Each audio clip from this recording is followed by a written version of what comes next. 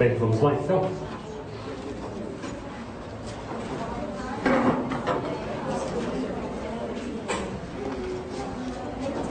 Bem, nós vimos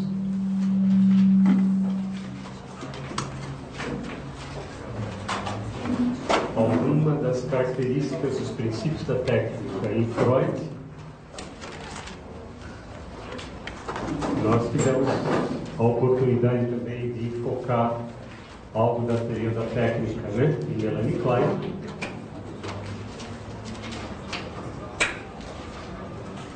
Em Bion e Lacan, né, que são as escolas com maior influência no Brasil e também no mundo.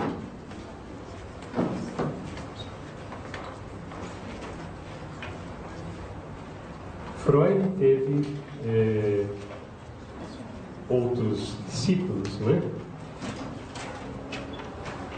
que tiveram também uma contribuição importante à maneira como se aborda a situação clínica, e alguns deles foram significativos pela sua contribuição e também pelas influências que tiveram na formação e estabelecimento de outras escolas de psicoterapia, para além da psicanálise. Então, um outro autor importante, discípulo de Freud, é o Adler.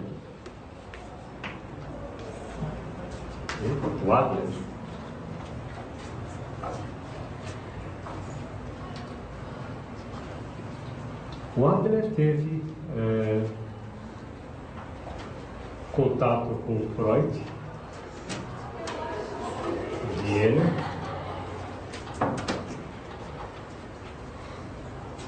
o Adler, isso é importante para que a gente possa compreender algo da contribuição que ele fez, estava relacionado ao Partido Comunista. E o Adler, muito cedo, ele acabou discordando de Freud em alguns pontos significativos.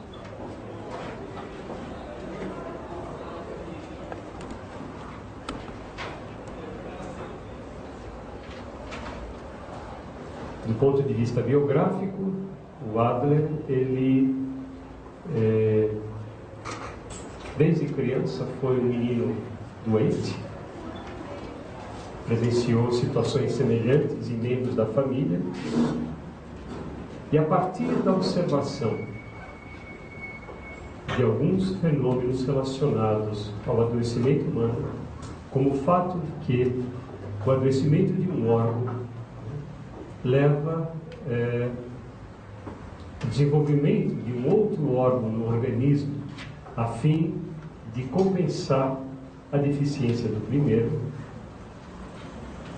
Adler tomou esse tipo de fenômeno como uma metáfora fundamental da situação humana. E para ele, fundamentalmente, a grande angústia humana gira ao redor do que ele denominou de um complexo de inferioridade. Então, Adler é o autor que enfocou e desenvolveu a noção do complexo de inferioridade.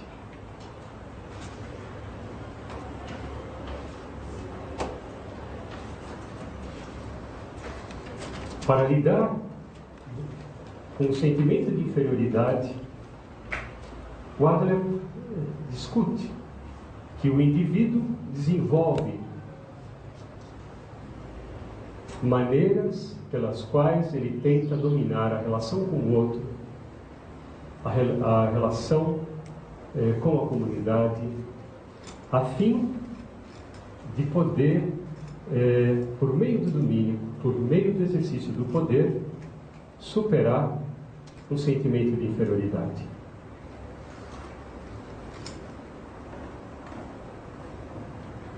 A saúde para Adler está relacionada ao movimento inerente ao ser humano que o leva a uma relação comunitária. Toda tentativa de domínio, toda tentativa de poder rompe este movimento do ser humano em direção ao comunitário, levando a uma separação da comunidade, a um incremento do investimento egóico, egoísta, o que então levaria o ser humano a um processo de adoecimento. Dessa forma, o ser humano, frente ao sentimento de inferioridade, vai procurar funções, lugares, maneiras de poder se afirmar por meio do poder frente ao outro. A neurose parada, então, está relacionada a esta situação em que o indivíduo fica enclausurado nessa necessidade de poder, em detrimento daquilo que para ele é os fundamentos da situação humana, o movimento em relação à comunidade. Adler também, pensando o ser humano por essa perspectiva, ele rompe com a ideia de Freud de que a neurose estaria relacionada a um conflito de pulsões. Freud sempre foi um autor que pensou o ser humano em termos de conflito de pulsões. As pulsões sexuais, no primeiro momento, contra as pulsões de conservação, e no segundo momento, as pulsões de vida contra as pulsões de morte. O modelo de Adler é um modelo que rompe com esta visão de uma conflitiva, e ele vai compreender o adoecimento humano, a saúde humana, pelo fato de que um determinado movimento em direção ao poder ou em direção à comunidade teria hegemonia na personalidade do indivíduo, mas isso não seria fruto de uma experiência de conflito. Por essa razão, Adler denominou a sua contribuição de psicologia individual, porque ele afirmava que teria esta possibilidade de abordar o ser humano não dividido, mas como um indivíduo, como uma totalidade, adoecido por um movimento dessa ordem, poder ou em direção à comunidade.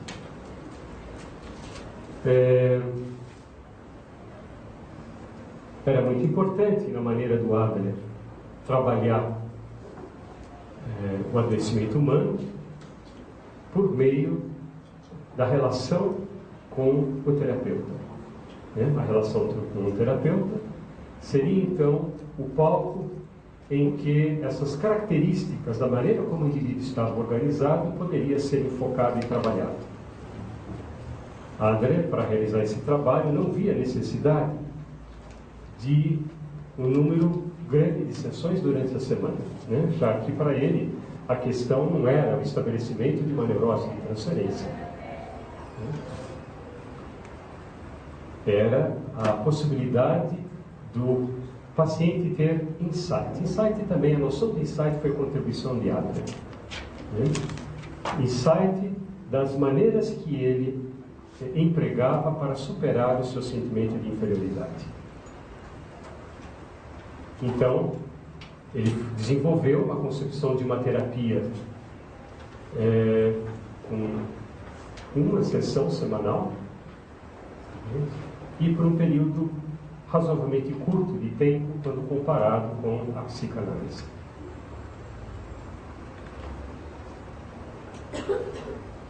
O grande centro formador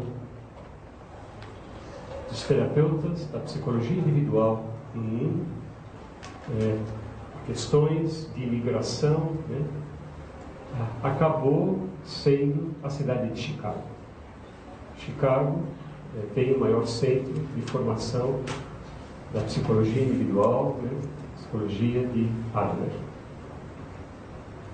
E Adler, né, influenciou por essa maneira mais pragmática, né, de lidar com o sofrimento humano, o adoecimento humano, né, ele influenciou bastante a maneira como a psicoterapia se estabeleceu nos Estados Unidos. A gente vai conversar a respeito disso daqui a pouco. Né? Então,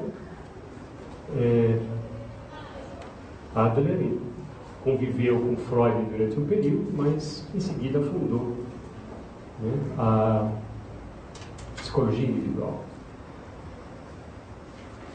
Os críticos de Adler, né, que frequentemente são críticos que estão no campo da psicanálise, vão criticar Adler, né, e o sistema que ele desenvolveu, com o procedimento clínico que ele promoveu, dizendo que Adler jamais teria experimentado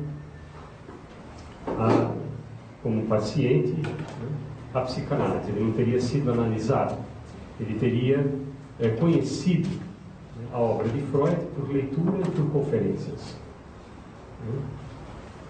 Então, os críticos de Adler dizem que ele desenvolveu o pensamento que desenvolveu, né, mas faltando esta possibilidade dele ter tido uma experiência terapêutica ele mesmo. O fato é que foi um desenvolvimento, foi um sistema significativo, né, que é uma escola importante, né, no mundo, no campo das psicoterapias, e, como eu disse, né, influenciou bastante a maneira como a psicoterapia foi vista nos Estados Unidos. Né? Um outro autor, muito importante também, ainda discípulo de Freud, foi o Ferenczi. O Ferenczi, de origem húngara,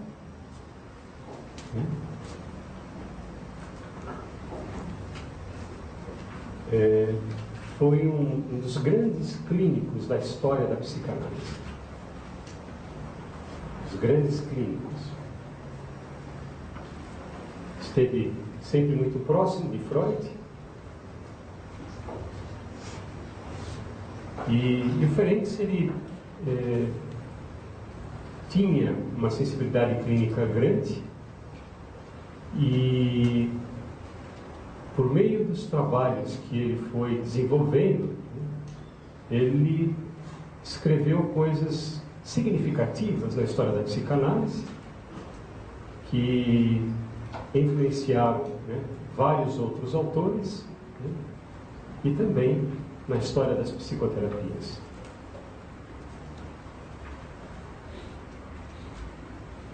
O trabalho de Ferenczi começa a ganhar corpo e importância na história da psicanálise no momento em que Ferenczi desenvolve o que ficou conhecido como a técnica ativa. A técnica ativa. E a história é a seguinte.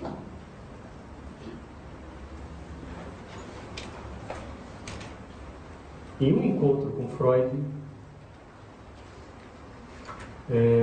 Freud compartilhou com Ferenczi o fato de que ele estava tendo alguns problemas na condução da análise do Homem dos Lobos. Freud temia que o trabalho que ele realizava com o Homem dos Lobos pudesse não ter fim, né? E como uma intervenção a fim de que o processo de elaboração do Homem dos Lobos pudesse se intensificar, né? Freud, num determinado ponto da análise com esse homem, marcou o final da análise, prematuramente.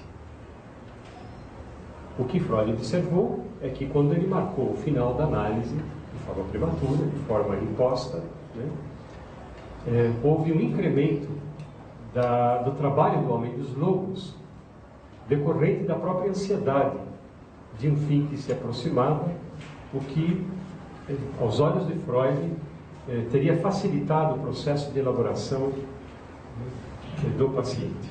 E Freud comentou e discutiu isso com Ferenczi num dos momentos que Ferenczi visitou Freud. Ferenczi achou muito interessante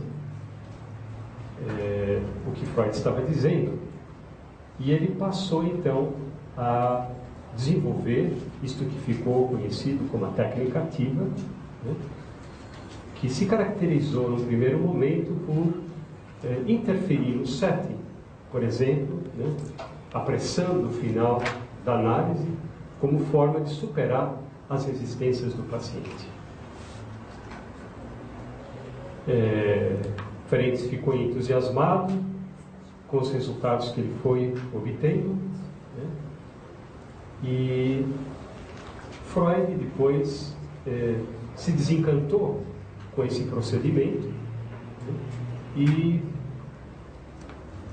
passou a defender a ideia mesmo de que a análise precisava seguir o seu curso natural sem que houvesse interferência excessiva por parte do analista. Ferenczi segue com esse tipo de trabalho por algum tempo mais.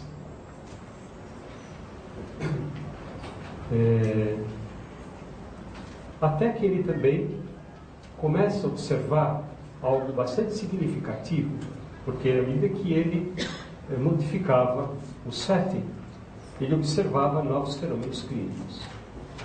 E nesse ponto, então, Ferenczi percebeu um fenômeno fundamental, que era o seguinte: ele percebeu que, dependente da maneira como o analista interferia no setting, a sua maneira de ser, a forma de conduzir o trabalho, poderia estar excessivamente próxima da maneira de ser dos pais do paciente, né?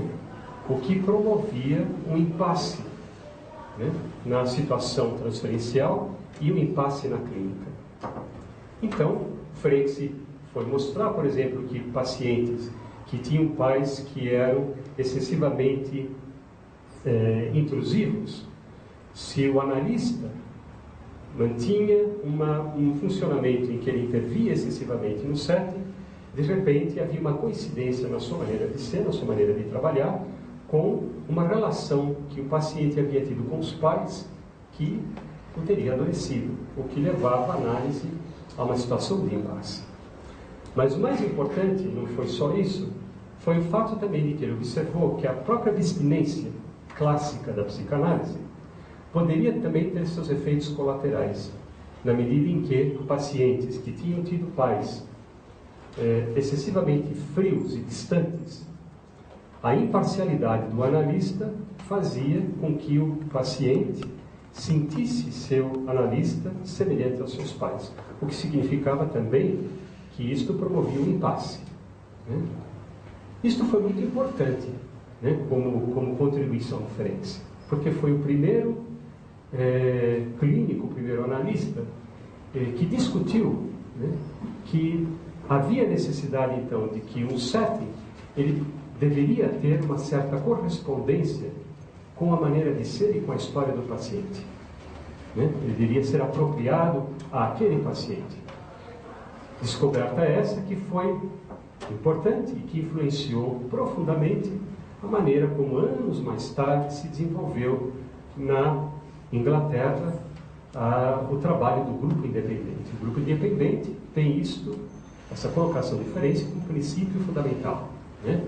Na medida em que o setting ele precisa ser criado de acordo com as características do paciente, sem que o setting reproduza aquilo que foi, de certa forma, traumático ou adoecedor na biografia do paciente. Então isso foi um trabalho bastante interessante. Um outro trabalho bastante interessante foi um trabalho que Ferenczi denominou a confusão de línguas. E esse foi um trabalho que causou certo mal-estar pelo seguinte: o Ferenczi, ele vai afirmar que, pela análise dos pacientes que ele acompanhava, ele observou que alguns pacientes de fato tinham experimentado uma situação traumática na relação com seus pais da seguinte ordem: a pessoa, o paciente, quando criança, se aproximava dos seus pais numa linguagem afetiva de ternura, né? E o adulto, ao receber, né, o afeto terno da criança, respondia, né, a essa expressão de afeto, compreendendo essa aproximação da criança no registro da ternura, né, como acontecendo no registro sexual. Então, ele coloca, né, que uma situação traumática é o fato da criança se aproximar do adulto na linguagem de ternura e ser entendida, né, como uma expressão sexual. Né? Isso, para o Ferenczi, constituía um fator traumático. Né? Isso causou um certo mal-estar na história da psicanálise. Isso causou um certo mal-estar porque o que Ferenczi estava fazendo ao apresentar esse trabalho era recolocar no cenário clínico a importância do fator traumático, né? Quando Freud tinha abandonado a noção de trauma e substituído a noção de trauma pela noção de desejo, né? Vocês lembram que Freud, no primeiro momento, acreditava que as histéricas tinham sido seduzidas, né, por familiares, e depois ele abandona a teoria do trauma para afirmar que, na verdade, a cena da sedução era uma cena de fantasia, uma cena de desejo. Mas quando Ferenczi apresenta esse tipo de trabalho, ele estava reafirmando, né, de que havia um processo de sedução, sim, com valor traumático na medida em que o registro da linguagem era entendido, né, de uma forma equivocada. Então isso causou um mal-estar, né, porque, de certa forma, Ferenczi, com essa colocação, estava se pondo em uma posição contrária de Freud. Ferenczi foi gradualmente sendo conhecido pelas suas teorizações clínicas e pelas intervenções clínicas que ele fazia como, né, a criança terrível da psicanálise, né? Meio matreiro, meio traquinas. Certa vez, Ferenczi atendia uma analisanda e a analisanda disse para ele, né, você tem um problema comigo, né? Você não consegue me analisar de forma satisfatória porque você também faz uma transferência comigo, né? E Ferenczi tinha uma honestidade clínica que ele só podia, nessa situação, reconhecer que a paciente tinha razão. Ele não gostava muito dessa paciente e ele reconhece que a paciente tinha razão, né? Que de fato ele fazia uma transferência com ela, né? E aí a paciente diz para ele: eu te proponho o seguinte, né? Eu te analiso, né, durante 1 hora, né, essa transferência negativa que você tem comigo, e você me analisa a hora posterior. Ferenczi aceitou, né? Ferenczi aceitou e surgiu aí uma nova modalidade de análise que ficou conhecida como análise mútua, né? Análise mútua. Analista, né, analisava analisando, analisando analisava o analista. Análise mútua. E de fato, à medida que este procedimento ocorria, o Ferenczi foi notando que ele transferia a esta paciente hostilidades, ambivalências que ele tinha tido em relação à própria irmã. Como Freud tinha sido analista de Ferenczi, Ferenczi foi para Freud e chegou para Freud e se queixou da má análise que o Freud tinha feito.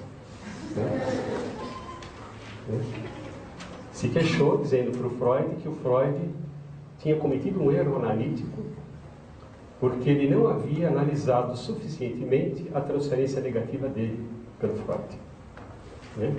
Freud se defendeu, dizendo que ele não havia manifestado grande transferência negativa, mas isso ficou como um protesto do Ferenczi.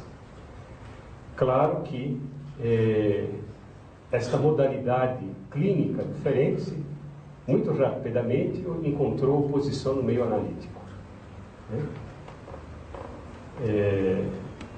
E Ferenczi acreditava que essa mutualidade que ele estava experimentando na análise deveria ocorrer entre os analistas. Então ele começa a defender uma relação muito franca entre os analistas que não foi bem aceita. Ocorreu alguns problemas na análise mútua. Um dos problemas é que os outros pacientes começaram também a pleitear que eles queriam o privilégio de poder experimentar o mesmo procedimento de analisar o Ferenczi. Isso causou um certo problema. Ferenczi escreve um trabalho muito interessante, já publicado em português, chamado Diário Clínico. O Diário Clínico. No Diário Clínico ele conta essas experiências que ele foi tendo com os pacientes em análise mútua e pensamentos, intuições que ele teve a partir da própria clínica. Ferenczi foi um dos analistas mais perseguidos na história da psicanálise. Porque Ernest Jones, que foi o presidente da Sociedade Internacional de Psicanálise, escreveu uma biografia sobre Freud e pintou um quadro de Ferenczi como Ferenczi sendo um tanto quanto psicótico, por agir dessa forma, por atuar dessa forma. E o Ernest Jones influiu politicamente para que os trabalhos de Ferenczi não fossem publicados durante muitos anos. E ele ficou, então, relegado a segundo plano, e só muito recentemente, há volta de uns 15 anos, eu creio, que a família de Ferenczi permitiu que fosse publicado, por exemplo, o Diário Clínico, porque eles também ficaram ressentidos com o tratamento que o Ferenczi havia tido pela Sociedade Internacional. O fato é que quando se retomou os trabalhos de Ferenczi, se foi percebendo quão adiante de seu tempo o Ferenczi estava. Do ponto de vista da clínica, ele faz contribuições muito significativas e que influencia muitos analistas no mundo atual.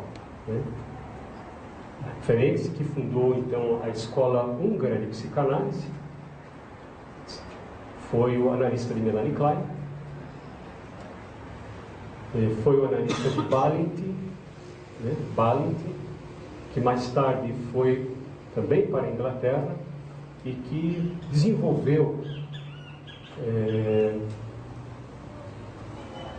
para além a obra de Ferenczi na Inglaterra. Vocês encontram do Balint um livro chamado A Falta Básica, em que ele utiliza alguns dos conceitos de Ferenczi para trabalhar algumas questões clínicas e alguns tipos de sintomatologia.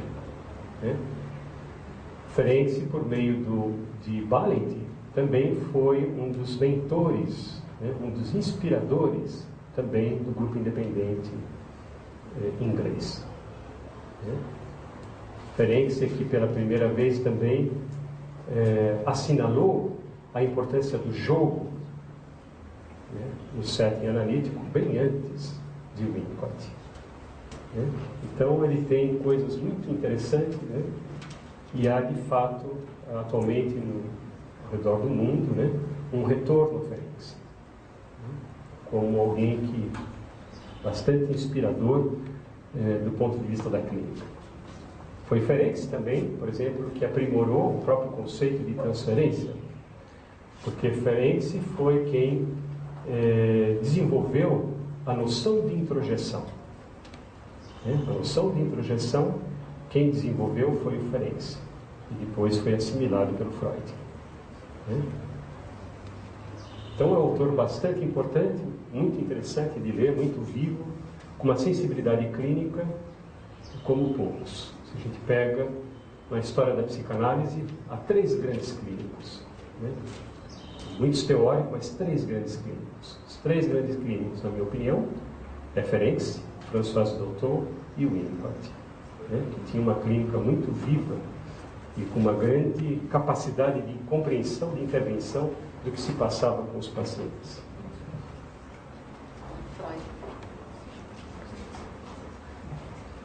Outro autor importante, né, na história da psicanálise é o Reich.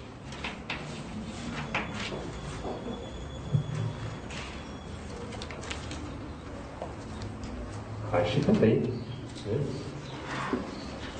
se formou dentro da psicanálise sob, né, a direção de Freud. E Reich, em 1930, ele escreveu um livro muito importante e significativo do campo psicanalítico chamado Análise do Caráter. Análise do caráter.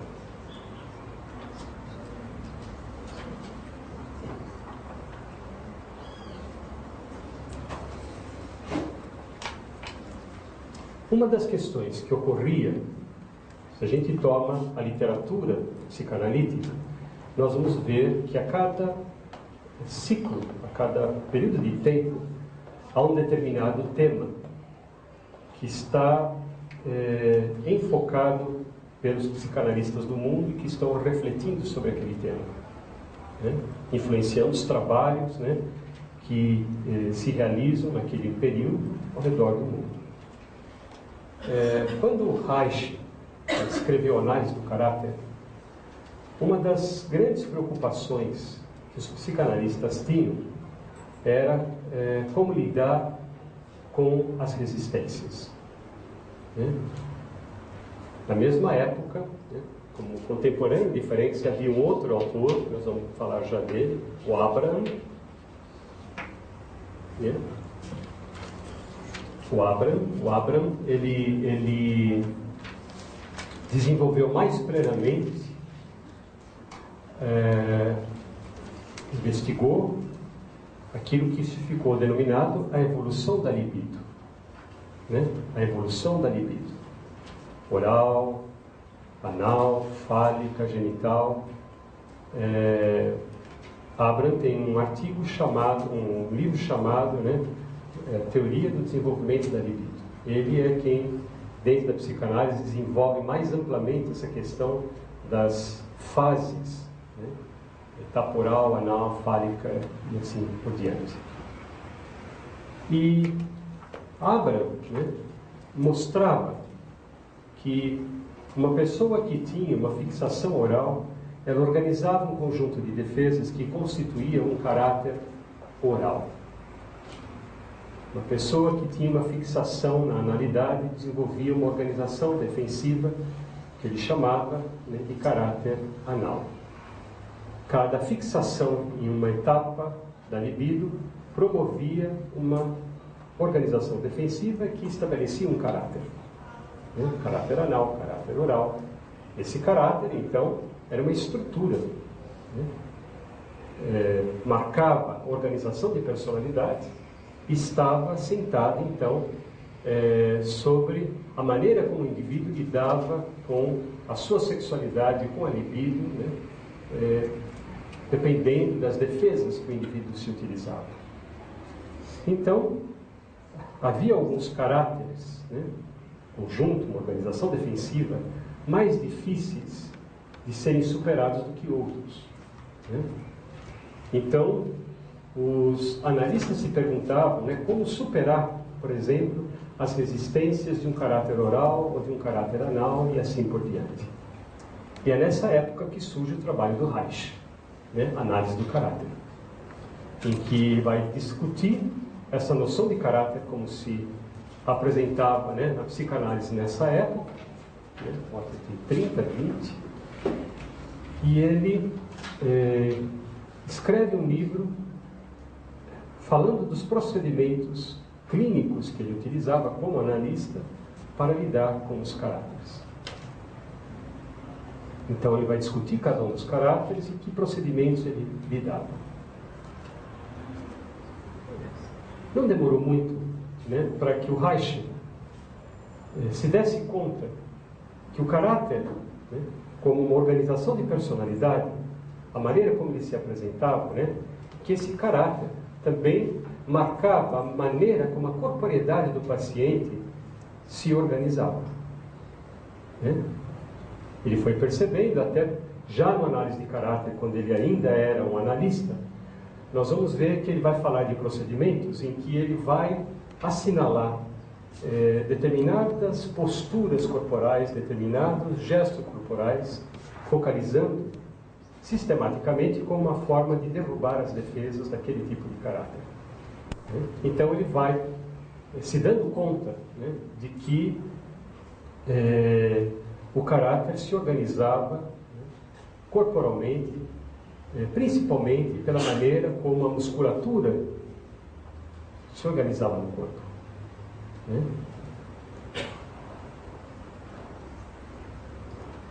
E o que ele foi achando em determinado ponto, que talvez fosse mais interessante para lidar com o caráter, né, fazer uma intervenção, não tanto no discurso do paciente, na fala do paciente, mas no corpo mesmo, né, no corpo mesmo. E no momento, então, que ele vai desenvolvendo procedimentos e técnicas, né, para lidar com a estruturação do caráter no corpo, né, ele vai se distanciando, né, da maneira de trabalhar dos psicanalistas, né, e vai fundando, né, uma outra escola, né, a terapia reichiana. Fiel a Freud, em certo sentido, o Reich afirmava, né, que o caráter que se organizava, não só no discurso, mas fisicamente, fundamentalmente, né, o que essas defesas, essas organizações do corpo impediam era o fluir da sexualidade, era o fluir da libido, né? Então, ele vai fazendo toda uma relação, né, de que à medida em que esses anéis, essas couraças que aparecem no corpo pudessem ser superadas, né, haveria então uma espécie de energização do corpo promovida pela libido. Então, há uma relação direta aí, em que, superando, né, determinadas couraças, marcas do caráter, né, haveria um fluir da libido na corporeidade. Em seguida, nós vemos uma relação que o Reich vai fazer, né, falando da função do orgasmo, a importância do orgasmo como o orgasmo possibilitando, auxiliando, né, o dissolver, né, dessas organizações defensivas enraizadas no corpo, né? O orgasmo, então, ele facilitaria a soltura, né, desses anéis e, por sua vez, também, né, a superação da couraça muscular levaria também o indivíduo a uma possibilidade de experiência orgástica mais plena. E passa a focalizar o seu trabalho nessa questão. Reich também, como Adler, né, ao lado de seu interesse na psicanálise, ele também estava interessado no comunismo, né? E aí também ele vai fazer uma relação, né, que a própria couraça muscular que impede, né, o fluir da libido, o fluir da sexualidade, né, também seria registro, né, das instituições repressoras sociais no corpo. Assim, né, superando as couraças musculares, né, se estaria não só liberando a sexualidade do indivíduo, mas de alguma forma também se estaria tendo uma ação política, né, de desalienação do indivíduo, de superação das interferências, né, que o campo social fazia sobre o sujeito. O trabalho de Reich não foi aceito pelos psicanalistas e também não foi aceito pelos comunistas, né? E ele ficou na dele, né? Ficou despatriado, né, das suas instituições de origem, né?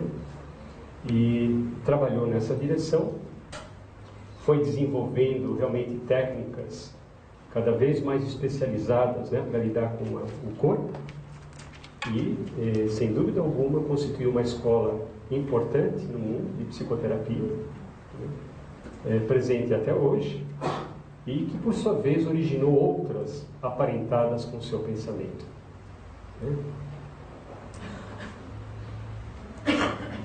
O Abraham, como eu disse, né, ele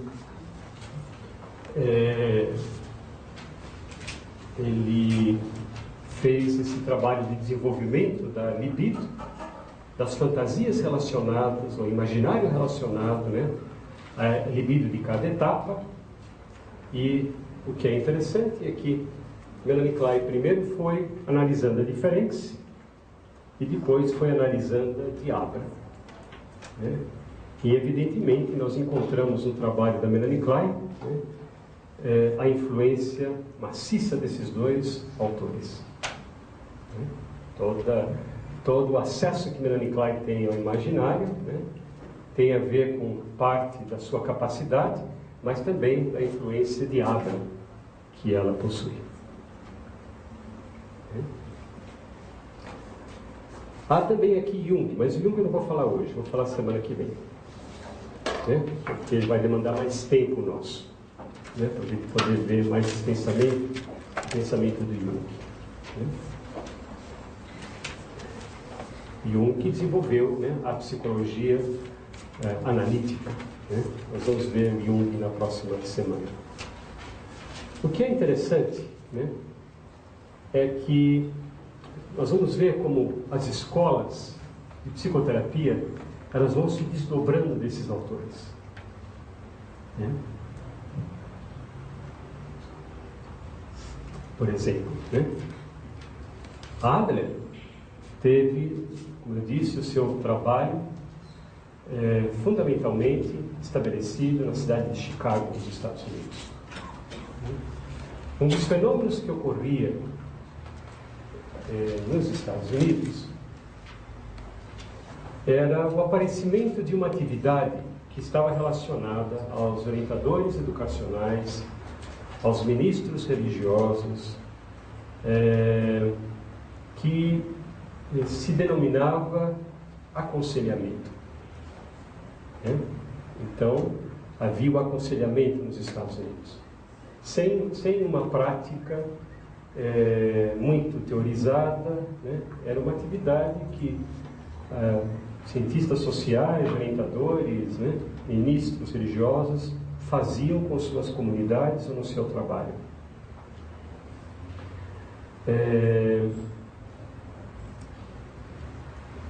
Alguma experiência foi acumulada nessas atividades, né? E justamente pelo fato de que esse tipo de modalidade de intervenção ocorria nos Estados Unidos, né, o pensamento de Adler foi rapidamente absorvido, né, porque possibilitava uma teorização de fácil apreensão e de fácil manejo para lidar com os problemas humanos, né? Então ele passou a ser assimilado, né, pelas pessoas que realizavam os aconselhamentos. Nesse período, né, em Chicago, aparece um psicólogo, né, que começa a estudar mais profundamente a questão do aconselhamento, sobre a influência de Adler, né, e sobre a influência também todo o existencialismo também que aparecia na época, que nós vamos discutir daqui a pouco, né? E ele foi organizando uma maneira de lidar, né, com as questões humanas em uma perspectiva humanista, né? E quem aparece aqui, sob a esteira de Adler, é o Rogers.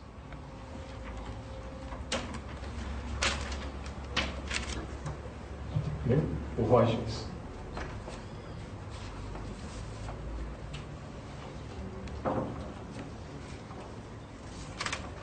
O Roger, ele era professor da Universidade de Chicago e então começa a desenvolver o seu pensamento, né, aquilo que ficou conhecido como a terapia centrada na pessoa. Né? Roger acreditava que na possibilidade do indivíduo, a partir da relação com alguém, poder ir esclarecendo as suas situações dilemáticas, né, que apareciam na sua vida. E ele desenvolve, então, este pensamento e esta maneira de trabalhar, em que o analista, né, deixa de ser alguém que vai ficar ali buscando os conteúdos inconscientes, né, mas vai estar ali frente ao outro, a maneira do outro ser como pessoa. Então nós vemos também que há no pensamento de Roger a compreensão de que a relação interpessoal é fundamental, né, no processo de transformação, no processo de esclarecimento, no processo terapêutico. Roger não via como algo muito significativo, por exemplo, o conceito de inconsciente. Né? Para ele, o processo de transformação se dava fundamentalmente pela consciência.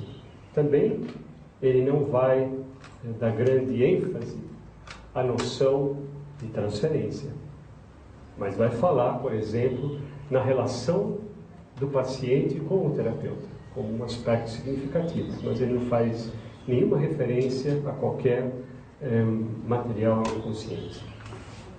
Roger, então, vai dar ao terapeuta um lugar em que o terapeuta vai ser alguém que vai acompanhar o paciente no processo de esclarecimento da sua situação, sem, de fato, fazer qualquer tipo de interpretação, né?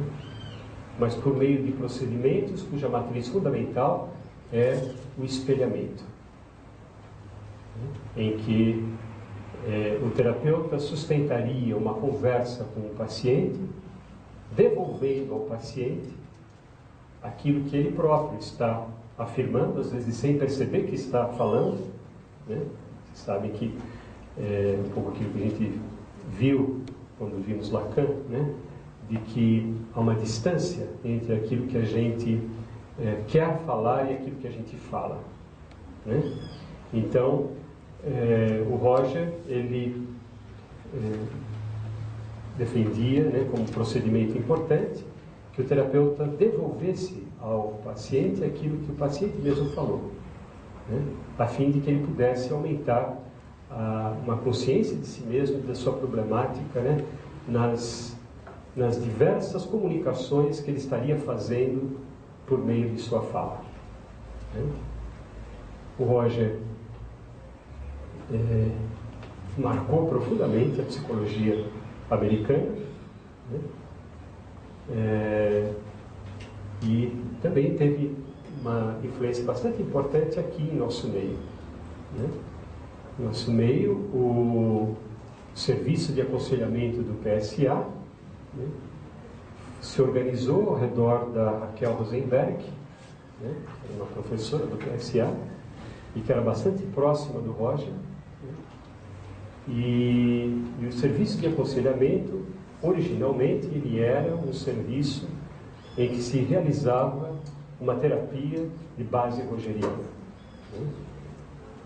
Na final da década de 70, a Raquel, junto com outras pessoas que trabalhavam com ela, fundou um centro no SEDES de psicologia humanista, que pretendia então poder formar terapeutas rogerianos. O que nós podemos perceber na atualidade, né, é que o movimento humanista no Brasil ele passa também a receber toda uma influência do existencialismo, né, e também de algumas das escolas de relações objetais, né. Mas Roger foi bastante importante, né, como um caminho de psicoterapia significativo, né, tanto nos Estados Unidos quanto aqui no Brasil. Um outro autor interessante que também desenvolve uma escola de psicoterapia significativa e importante foi um ex-analisando do Reich, conhecido como Fritz Perls.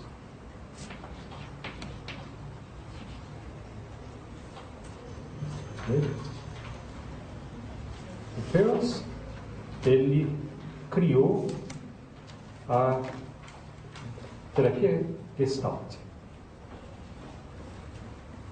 Terapia Gestalt. Gestalt terapia. Uma das coisas interessantes, né, é que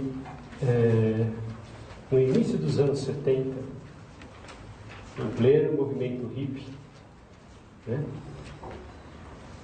se fundou na Califórnia um centro de psicologia humanista, de estudo de Zen budismo, que foi fundado pelo Alan Watts.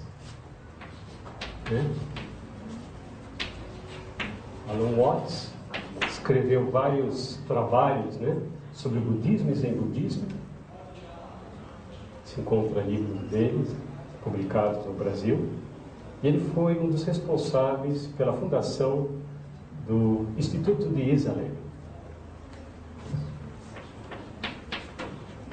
Esalen, na Califórnia. Esalen era um lugar de vanguarda, né? Um lugar de vanguarda. Tudo acontecia em Esalen, né? Em que se experimentava, né, novas tendências psicoterápicas, se experimentava sistemas de desenvolvimento pessoal, técnicas de meditação, dança-terapia, tudo ocorria em Esalen, né? Era um centro muito importante, né? Esalen ainda existe, né? Mas naquela época era borbulhante, né? Na década de 70. Fala. Sobre a questão da taxa de orgulho, sim. O Reich, nessa época, foi aprofundado? Então, eu esqueci de falar da caixa de orgulho. Obrigado por lembrar. O Reich, ele continuou o trabalho dele, né? E houve um momento em que ele foi compreendendo que a questão não era só o represamento da libido, mas o Reich ele foi tendo cada vez uma concepção mais ampla dessas questões, e ele falava da existência de uma energia que ele chamava orgônio, né? Orgônio, a concepção de orgônio do Reich não era muito distante do conceito de prana hindu, né? O prana hindu como energia que estaria presente, né, na atmosfera.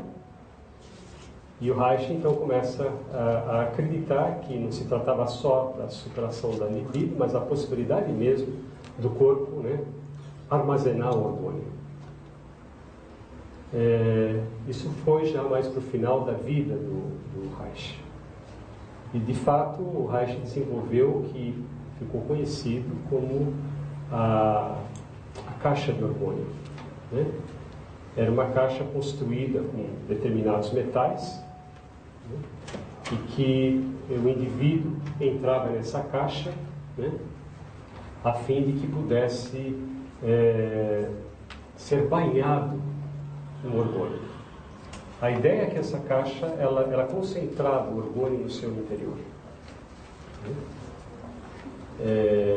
Também no final da década de 70, né, havia lá na... Deixa eu ver aquele lugar, esqueci agora. Perto de Itatiaia.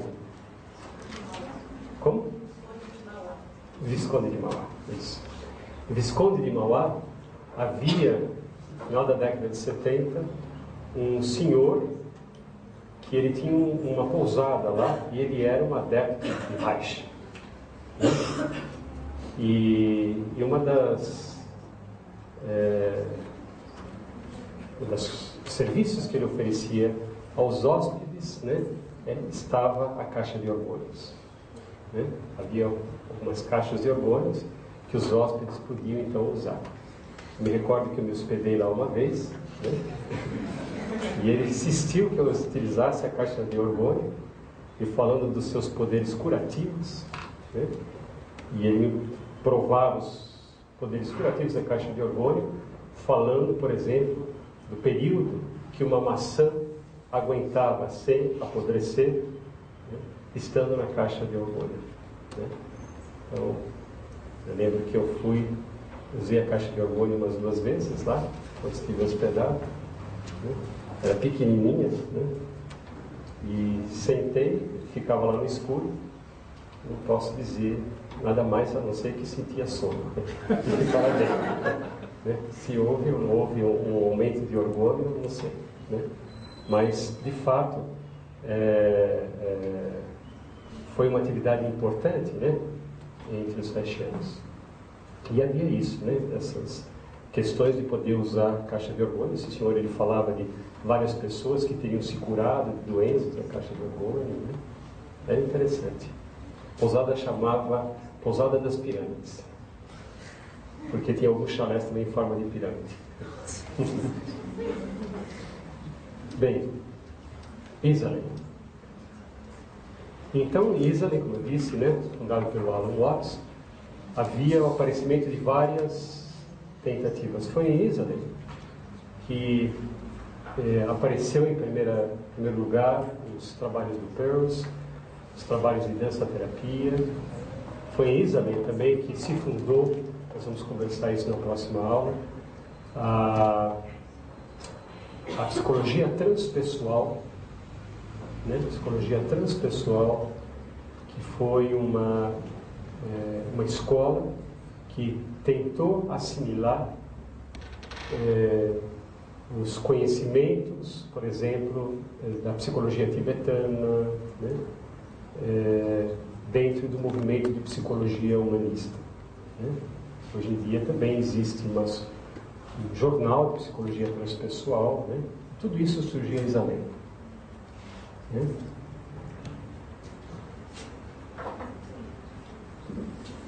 O Peirce, né? Ele diz fundamentalmente que o ser humano é um organismo. Né? O ser humano é um organismo. Então o Peirce ele se volta, né, com grande perspicácia, né, para o fato de que não se pode pensar no ser humano sem o seu corpo, sem o seu organismo. Isso ele fiel, né, a Reich. Né? Para Peirce também é fundamental a possibilidade de interação do indivíduo com o meio, né? O indivíduo com o outro. Portanto, né, como procedimento clínico fundamental está a relação terapêutica. Né? Então, essa interface entre o indivíduo e o meio é fundamental, né, na maneira de os terapeutas em Gestalt pensar o ser humano. o que é colocado, né, é que o ser humano tem dois grandes grupos de experiências, as experiências negativas e positivas na sua interação com o meio, né, e um dos elementos que ocorrem é a interferência com a possibilidade do indivíduo completar a sua experiência, seja positiva ou seja negativa. O fato do indivíduo não completar a sua experiência faz com que ele carregue em si, no seu corpo, no seu organismo, no seu psiquismo, experiências inacabadas.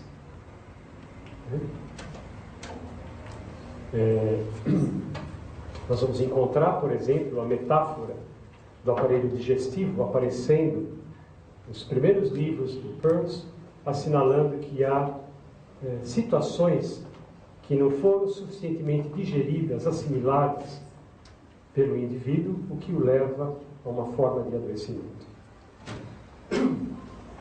Ao lado da importância que tem para Peirce a questão do organismo,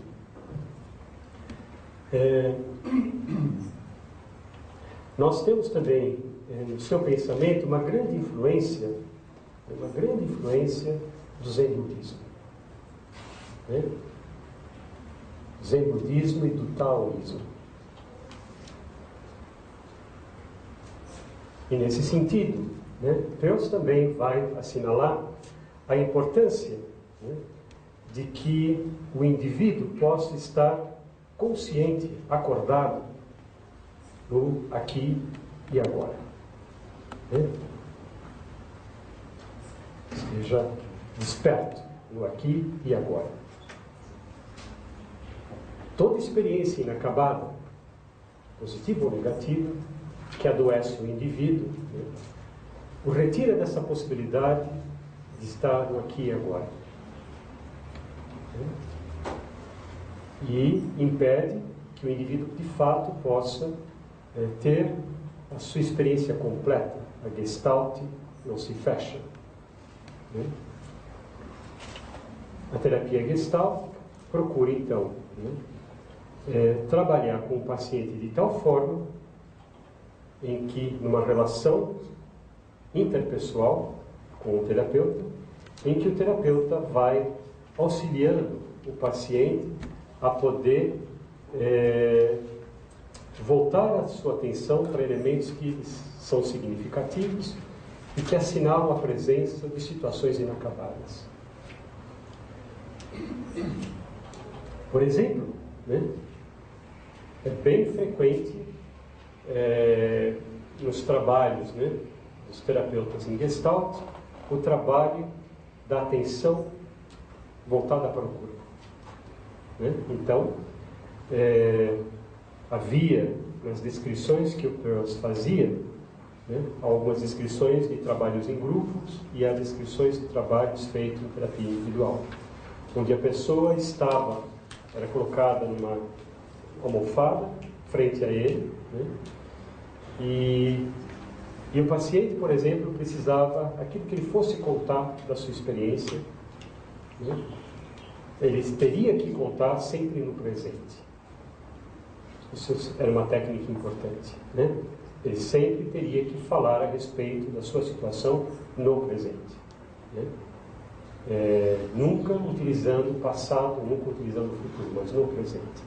Isso tinha a ver com a necessidade de, por meio desse procedimento, insistir para que o paciente ficasse no aqui e agora. À medida que o paciente contava, o terapeuta fica atento à maneira como ele conta, às imagens que ele traz e à maneira como o seu corpo se coloca ali, contando o que ele está relatando. Eventualmente, o paciente, por exemplo, ele pode contar e segurar uma perna, ele pode contar alguma coisa e tamborilar, fazer qualquer gesto, ou uma determinada região do corpo pode ficar como que paralisada. O que o terapeuta vai fazer, vai voltar a atenção do paciente para aquele pequeno gesto, para aquele movimento, aquela área paralisada, e vai chamar a atenção do paciente para aquela situação. E vai pedir, por exemplo, para o paciente intensificar aquele gesto. Se ele aperta a perna, vai pedir para que ele aperte mais. Se ele vai tamborilhar, vai tamborilhando mais, né? Isso faz com que, eventualmente, né, nessa intensificação daquele comportamento, o paciente se dê conta que, relacionado àquele comportamento, há uma experiência emocional que, naquele momento, aparece com intensidade, no momento da intensificação do gesto. Essa emoção, né, às vezes o paciente tem uma catarse de choro, de raiva, né, e eventualmente isso aparece acompanhado de imagens. Né? E essa experiência em que o indivíduo, então, pode recuperar uma emoção que estava ali, dominada, encapsulada por um gesto, por uma paralisia, qualquer coisa, né? O indivíduo integra, né, na sua forma de ser. É, portanto, importante na maneira como Peirce trabalha a experiência emocional, né, no aqui e agora. Se trabalha com tudo, como disse, né? Mas, então, é sempre com essa perspectiva de que é importante o indivíduo falar no aqui e agora.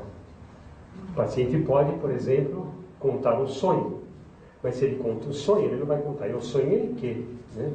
O meu sonho é, e vai contar o sonho como se o sonho estivesse acontecendo naquele momento. O terapeuta também vai compreender o sonho e os diversos personagens que aparecem no sonho como partes do si mesmo do paciente, né? Partes que estão como que ilhadas, né? São partes que assinalam a presença de situações inacabadas, né? Então o terapeuta vai de repente dizer para o paciente: bom, o paciente sonhou com um tigre que pulou não sei aonde, e vai falar: nesse momento você é o tigre, né? Você é o tigre. O que esse tigre está sentindo? O que esse tigre vai fazer? E o paciente, de certa forma, é convidado, né, a fazer evoluir essas dimensões do seu sonho no aqui e agora, frente ao terapeuta. E o terapeuta sempre atento para qualquer deslize na fala ou qualquer aparecimento de um gesto que pudesse significar uma emoção dissociada. E por meio da correção da atenção, né, do convite à atenção para aquele elemento, vai levando o indivíduo a poder, cada vez mais, entrar em contato com a emoção que está representada por aquela imagem, por aquele personagem do sonho. A ideia, então, é que o indivíduo possa ir superando os impedimentos que ele carrega, que o levaram a ter essas situações inacabadas, né? E poder, dessa forma, assimilar essas experiências, né, em si mesmo. Vocês vejam que há um certo parentesco dessa maneira do Peirce trabalhar com as noções de caráter e de impedimento do Reich. É interessante a gente perceber essas evoluções conceituais paralelas. Ao longo dos anos, os terapeutas em Gestalt foram sentindo também necessidade de conceituar mais amplamente o que eles realizavam no seu trabalho, porque o Peirce ele desenvolveu toda uma compreensão a respeito, né, da consciência humana e dessas partes que ficam inacabadas, né? E os terapeutas sentiram necessidade de poder ampliar a dimensão conceitual, porque um dos fenômenos que ocorreu é que, pelo menos durante um certo período de tempo, né, a terapia gestáltica ela ficou muito assentada em cima de procedimentos, né, determinadas técnicas que o indivíduo aprendia, às vezes sem compreender amplamente aquilo que estaria se passando naquela expressão emocional, né? Então, uma das coisas que se passou é que nós temos hoje os terapeutas em Gestalt dialogando com a teoria de relações de objetos né, em psicanálise. São representantes das teorias de relação de objeto, né, um autor chamado Fairbairn, né, Melanie Klein, Winnicott. São autores que os terapeutas em Gestalt recorrem frequentemente. Né? Há cursos de formação. Hoje em dia já existe cursos de formação no Brasil. Né? Há um curso de formação em terapia gestáltica no SEDES. Né? E onde eles mantêm uma atividade bastante ampla de encontros, discussões de casos, né? Então é uma escola que se desenvolveu bastante aqui no Brasil.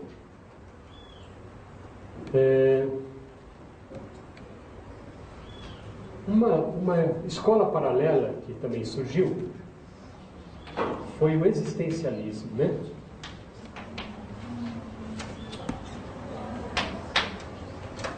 O existencialismo, como uma escola de psicoterapia. Os existencialistas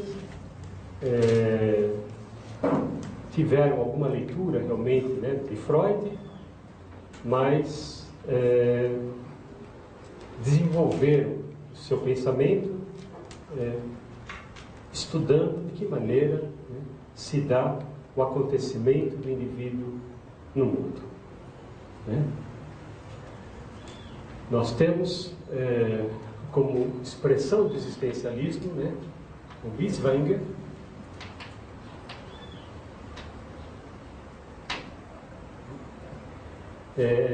nós temos o Sartre.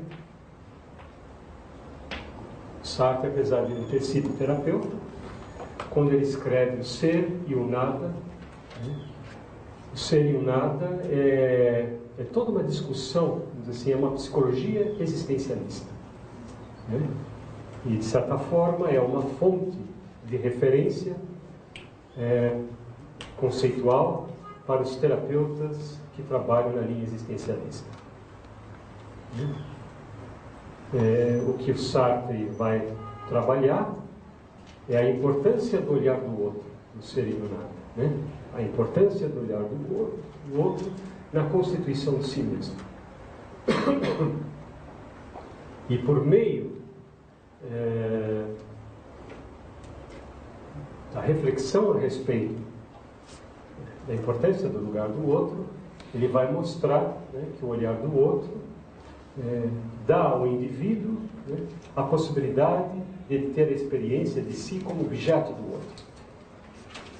Né? Quando sou visto, sou objeto do outro. Né? E por sua vez, quando eu vejo o outro, eu torno o outro objeto de mim mesmo. Isto é constitutivo, mas o Sartre vai discutir o risco que implica, né, o fato do indivíduo ficar encapsulado na posição de objeto. Né? O que significa uma alienação de si. Né? Então há toda uma discussão sobre a maneira como o ser humano se constitui frente ao outro e a maneira como o ser humano pode, né, entrar num processo de alienação na perda do sentido de si. Né? Então, Sartre vai discutir, né, essas questões, e que nós vamos ter alguns terapeutas existencialistas se utilizando dos conceitos do Sartre. Nós vamos ter também alguns terapeutas que vão se utilizar da filosofia de Heidegger. Né? Todo o estudo do Heidegger, do ser no mundo, da Sein, né? E que vão se utilizar também do Heidegger, né, como uma forma de compreender o sofrimento humano.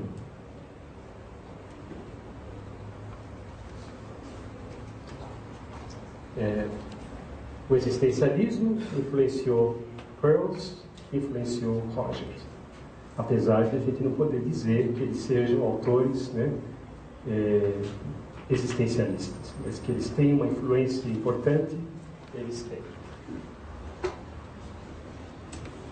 Uma outra escola que apareceu também por volta do final da década de 70, também originada em Islay, né?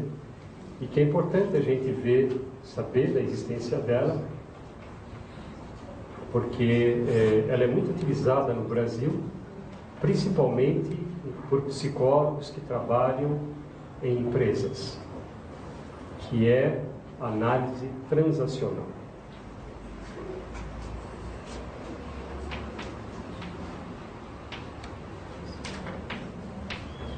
Transacional.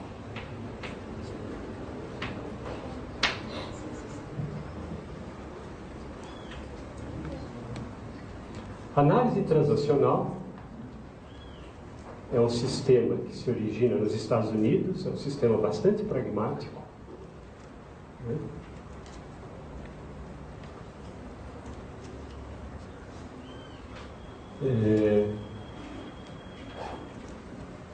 E que procura utilizar a linguagem, né, uma certa linguagem aparentada com a cibernética, né, a fim de que possa ser possível ao indivíduo, né, uma facilidade na compreensão da situação em que se encontra, né?